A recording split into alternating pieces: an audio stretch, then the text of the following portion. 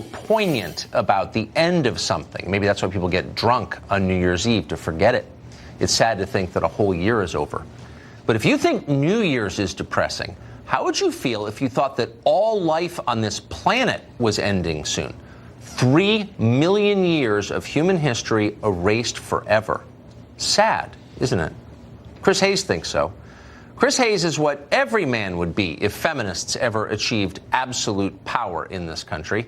Apologetic, bespectacled, and deeply, deeply concerned about global warming and the patriarchal systems that cause it. On Friday, Hayes hosted a town hall event on MSNBC with Congresswoman Alexandria Ocasio-Cortez. It was designed to promote her Green New Deal. This apparently seemed like a wise idea to executives over at NBC. The very same news outlet that spent 2 years lying to you about Russia brings you a 29-year-old former bartender to teach you about science. Hayes framed the terms at the outset of the show. Unless you do exactly what Dr. Ocasio-Cortez says, the entire human race has only 12 years to live. What we have to do to avoid the most catastrophic effects of climate change is to cut emissions in half in 12 years. 12 years.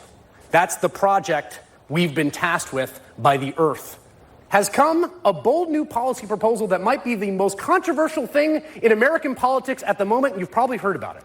It's called the Green New Deal. Some people call it a socialist monster. Some people call it our only hope for survival here in the way of life that we hold dear. It looks like Ellen, kind of a fusion show. But did you hear what he said? Our only hope for survival. Holy smokes, that is terrifying. Help us, Chris Hayes. Where is this life raft, this humanity-saving antidote that alone can prevent the death of our children? Well, the good news is that Alexandria Ocasio-Cortez has the cure for human extinction. All we have to do is obey her and be very, very good people. In my framework and my belief that we not just have a wealthy society, but that we have a moral society. Wait a second, you may be wondering. How does a member of Congress who hasn't yet turned 30, someone who's never even raised children, get the right to lecture me about morality? Well, that's the difference between you and Alexandria Ocasio-Cortez. She is a highly decent person. Listen to her explain how she doesn't resort to ad hominem attacks, unlike her enemies, who, by the way, are xenophobic white supremacists. We're actually talking about something substantive. We're not calling anyone names. People say Tea Party of the left, and I find this phrase very interesting, this phrasing very interesting, because the grounding of the Tea Party was xenophobia, the underpinnings of white supremacy. Yeah, stop with the name calling, you racist white supremacist xenophobe. So it's official. Alexandria Ocasio-Cortez is a moron and nasty and more self-righteous than any televangelist who ever preached a sermon on cable access. She's not impressive. She's awful. So how did she get so famous? Why do people like her? Well, if we're being honest, we got to say it's because not everything she says is wrong. Listen to this clip. It's from the same town hall. Ocasio-Cortez takes a break from her idiotic climate theology to offer what turns out to be a fairly insightful critique of the American economy. We have runaway income inequality. We are at one of our most unequal points, economically speaking, in American history.